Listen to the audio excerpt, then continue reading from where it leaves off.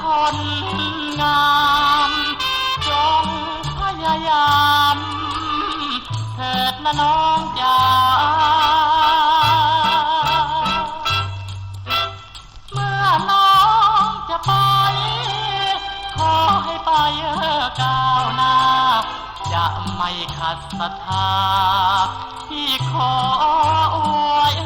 พรโชคดีนะน้องเอ๋ยจะให้เหมือนไม่เคยรู้จักดวงสมองที่แล้วไปที่อภัยให้หล่อนถึงช้ำในอุทธรจะไม่ทอนหรือคุณเมื่อเธอคิดดีแล้วจะเลิกที่จะเบิกเปิดทางให้แม่เนื้ออุ่นจะถือว่าเวรกรรมซ้ำหัวใจจนพรุนถ้าโลกนี้ยังหมุนคงจะได้สมหวังโชคดีนะบางอ่อนที่ขอลาก่อนหัวใจไม่เคยนักชัง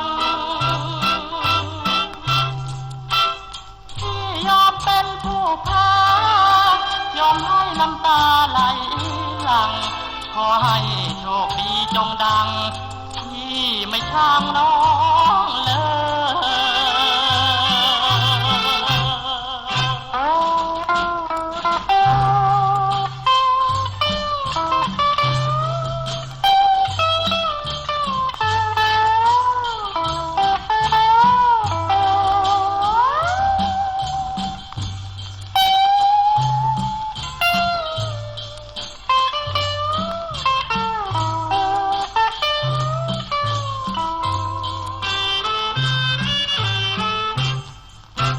โช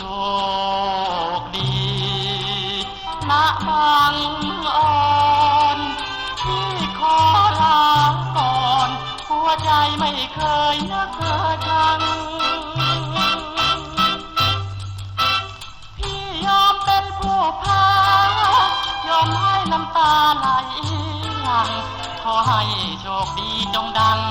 ที่ไม่ช่างน้อง